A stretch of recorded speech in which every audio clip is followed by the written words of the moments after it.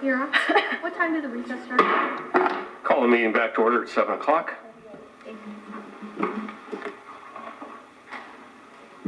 All right. I believe there's no further mayor's communication.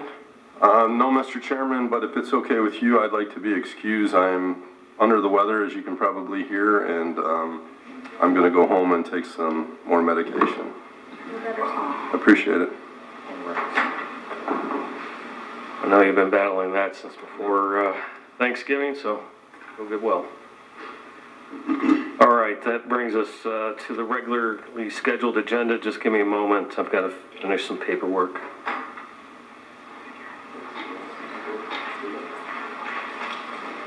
Chairman, are you filling out the?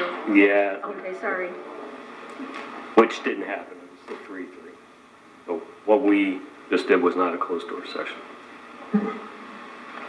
Chairman? Yes? I just have a question. To take a recess, do we not have to vote? I said without objection, stand at ease as a call of the chair. I believe I watched the Michigan Senate do that a number of times today. It is a proper motion. There was no objection to going at recess.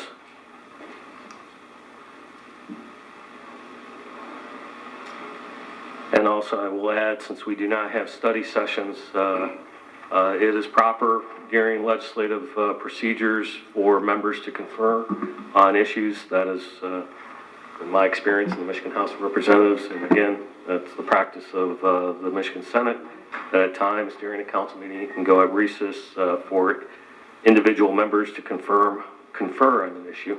And that is what occurred just now, that there are 3 members that conferred on an issue. We were at recess at the call of the chair. No legislative action was taken, and of course it was not a quorum.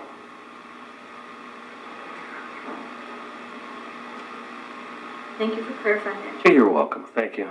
And probably good to have it on the record, because I realize that is not something that we have historically done, but again, for future reference, right, if a couple members wanted to confer on something, because we don't have a study session, it is proper for the legislative body to go at recess, have individual members confer, as long as it's not a majority that are conferring on something. But I've seen it more in like state house committees, where they'll kind of take a pause, have a sidebar discussion.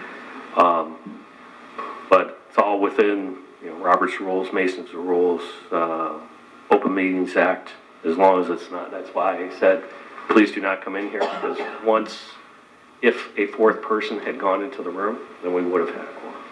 So I wasn't trying to be mean. I was just like, I didn't even hear you say that. okay. But in my 12 years, this is going into 25 would be my 12th year on council, right? Yeah. 12, and I've never seen it. But First time we could for just everything. stop and, That's something. so if 3 people wanted to just stop the meeting and go talk and then come back, that would be entertaining, Chairman? I mean, one way of doing it is to state what I stated, go at ease, call the chair. Without objection, go at ease, call the chair. Another would be a motion to go at recess. But, all right, let's move forward with the agenda. I'll make certain that the paperwork, but just, we did not go into closed door session. That'll bring us to the consent agenda. Is there any discussion, any items, are there any items that we want removed from the consent agenda? Chairman? Councilwoman. So I would just ask if Mr. Cotier could summarize the performance reports, but we could vote on it and do that after. What's your? Yeah, we can do that. Okay. We can do that in open business. Sure. Okay. Can I make a motion for consent agenda? Motion by Councilwoman Brandana. Second. Supported by Councilman Johnson. All those in favor say yes. Yes. All those opposed say no. Yes, let's have it. Motion carried. That brings us to the regular agenda. Item 8.1, motion to approve authorizing the mayor to sign the 2025 fiscal year grant contract between Michigan Supreme Court State Court Administration Office and 23rd District Court Hybrid DWI Drug Court. Motion. Support. Motion by Councilwoman Witten, supported by Councilwoman Brandana. Is there any discussion? I would like to hear about it. Please come forward. Madam Judge, you could have grabbed a coffee. Wasn't sure how long we were going to be before we got to your item, but All right, I'm going to talk directly into the microphone. that would help. Hello, everybody. So this is our annual grant that we receive from the state of Michigan for our treatment court program. We have one of the most successful treatment court programs in the state of Michigan. Our recidivism rate for graduates from our program is 4%. The city saves a ton of money with the treatment court program because we're not paying for people to be incarcerated. They're actually do a ton of community service work in the community on top of that. We've recently partnered with the Veterans Museum, and it's been a wonderful program and experience, I think, on both sides. So the grant is for $222,000 this year. It covers a large portion of the things we need, anything from assisting in drug testing, therapy if they need assistance with the cost of that, inpatient, housing, in some circumstances, transportation, and all of these are barriers to recovery. So the goal of the grant in the program overall is to try and remove some of those barriers so people can focus on getting better. Any further questions? Chairman? Councilwoman? So you said you had 4%. What was that? Recidivism rate. So they do studies, or the state of Michigan, the State Court Administrator's Office does comparisons with other people who were similarly situated who aren't in a treatment court program. And then they do statistics on our graduates. So it's a 2-year program. If you graduate from the program, they keep statistics on them for 3 years to see if they pick up new cases, new charges. And our treatment court's recidivism rate, so the likelihood of a reoffense within 3 years of graduating our program is just 4%. And the state average is about 6%. So very successful program. Councilman Johnson?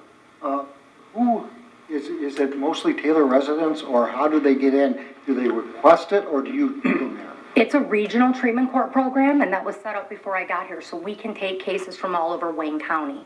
The majority of the cases are either Taylor residents or offenses that occurred in the city of Taylor.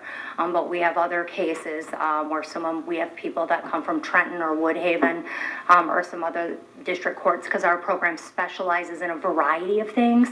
A lot of treatment courts in the state of Michigan are sobriety courts or just alcohol-related offenses, and we take anything from alcohol to fentanyl.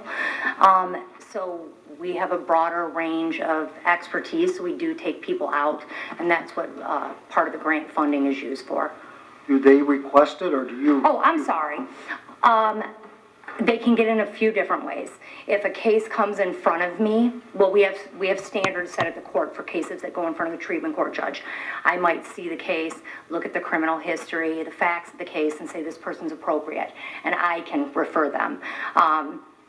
The probation department, the defense attorney might refer them. So they come from all over inside the court, and externally, they can come in, request from other probation departments that don't have the experience or the manpower to handle that particular person that needs a treatment court. So they kind of come in. Sometimes defense attorneys call us and ask if their client can come in the program, and we have a bond phase. So the initial part of the program, they come in and we basically give them a test run. Can they comply? Can they appear and do the things they need to do? And if they're compliant and we think they're a good match, then we keep them in and sentence them into the program.